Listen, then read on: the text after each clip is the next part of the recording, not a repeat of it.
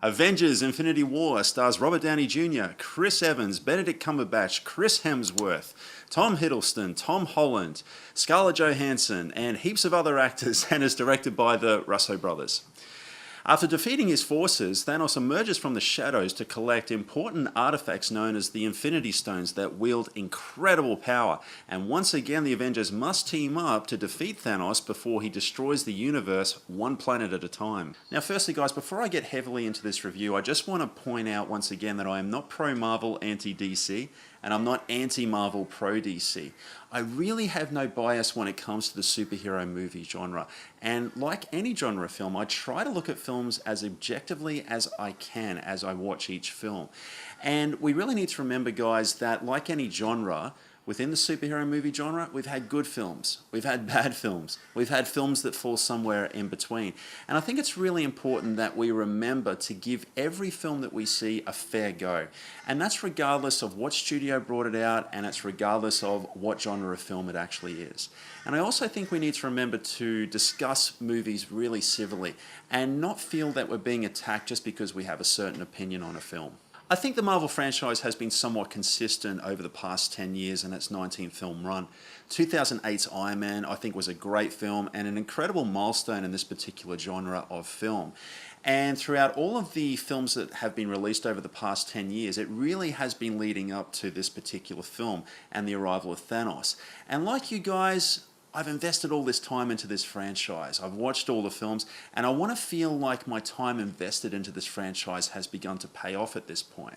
And the good news is, I think it has. One of Avengers Infinity War's assets, and unfortunately also one of its downfalls, which I'll get to in a little bit, is the rich characters that we've come to know over these films.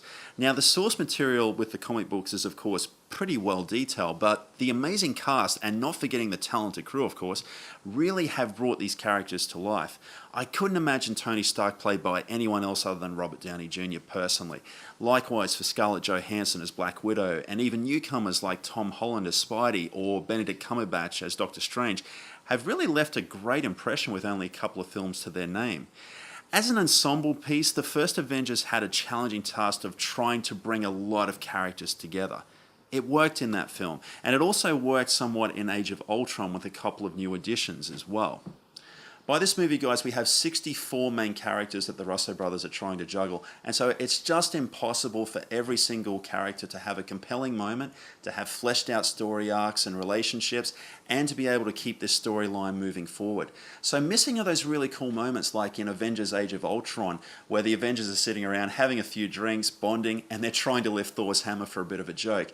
And I mean, that's a great moment in that film. But damn if the Russo brothers don't try to make this work with little moments. And it is the little moments, like when Steve and Tony are reluctant to call each other on the phone due to their fallout in a previous movie, or Tony's relationship to Peter as a father figure, or Thanos and Gamora and their past. And it is these little moments that show the Russos are really dedicated to these characters. What I thought was pretty cool in this film, and it would have been great if the Russos had have explored it a little bit more, is the recurring theme of sacrifice. Our characters have to make really difficult decisions here, guys. Loyalty, friendships, millions of lives, they're all at risk as our characters go through these difficult choices. And it would have been great if the Russos had have explored this just a little bit more and cut back on the exposition about Infinity Stones. Everybody in this film talks about Infinity Stones, and the more it was mentioned in the film, the less I cared about them. When I first watched the trailer for Infinity War, I was a little bit concerned about the character of Thanos played by Josh Brolin. It may be in the CGI, it may be in the performance, but something in the trailer wasn't quite clicking for me with the character. And I couldn't quite put my finger on it, but I just didn't find him interesting. I didn't find him intimidating, as Thanos should be. And so when I went into this film, I quickly forgot about that, and I'm glad that I did forget about that trailer because, guys, you cannot trust trailers these days. I often have to remind myself of that. They never give you an accurate representation of the film. Don't trust them. And I'm glad I forgot about that trailer because I think Thanos is probably one of the most interesting and memorable characters this series has had in a long time. Josh brings a lot of nuance and humanity to the role, and I think he's at his absolute best when he's sharing his scenes with Gamora in the film. And their backstory is explored within the film, and I won't go into it here, but it is pretty cool. And, you know, Josh really hits all those particular beats that you would expect from a Marvel villain, but he's not overly cartoonish. He's menacing, but it's not over the top. He was a rank amateur compared to Dr. Colossus. Thanos just has a specific goal, and he's just going after that goal, and he absolutely believes in it. And there's little moments in this film, like when Thanos is just about to fight Tony Stark in the movie. Thanos mentions that he respects Tony, and it was a really cool moment, and for me it just really showed that this movie is trying to give Thanos some depth. At 2 hours and 29 minutes, yes, Infinity War is definitely a long film, but I don't think that it's a boring film, and I don't think that anybody going into this film is going to get particularly restless, particularly young audience members. The film does move briskly, and it's definitely within its favour, and it is also chock full of action sequences. And just like the Russo brothers' last film, Civil War, some of the action is very well executed, but unfortunately some of the action scenes do lend itself to modern filmmaking techniques of a lot of quick cuts and a lot of camera movement. And from time to time, I did find some of the action pretty confusing, as we have multiple characters flying around the frame and explosions going off everywhere, and you're kind of like, what's this character doing? Oh, who's that? Who fired that?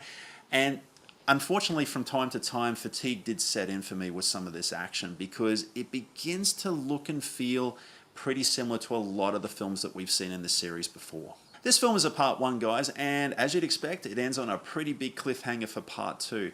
I did walk away from this film somewhat satisfied, and despite some of its flaws, I think it really just comes down to the fact that the Russos really made some bold decisions with this film, and I really applaud that they're actually willing to take a few risks here. And I think hardcore fans are going to be pretty happy with the familiar story beats that we've come to expect from a Marvel film, and also some of the fresh, bold ideas that this film is trying to make. I think it's a perfect balance of the familiar and the fresh, and that's why this film does get a positive grade from me. I think hardcore fans will be pleased. I think casual moviegoers will be pleased with this film as well. It's definitely worth checking out on the big screen. I really hope that in part 2, the Russo brothers stay committed to some of the bold ideas they've set up in this film. And hopefully they take a little bit more time to spend some time with these characters and really flesh them out a little bit more. I'm going to give Avengers Infinity War 3.5 stars. There was an idea to bring together a group of remarkable people, to see if we could become something more. So guys, what did you think of Avengers Infinity War? Let me know in the comments below what you thought of the film. And hey, if you dug this review, don't forget to flick a like and subscribe so we can stay connected and chat movies together. Until next time, guys, remember, a weekend watching movies is a weekend well spent. Thanks heaps for watching.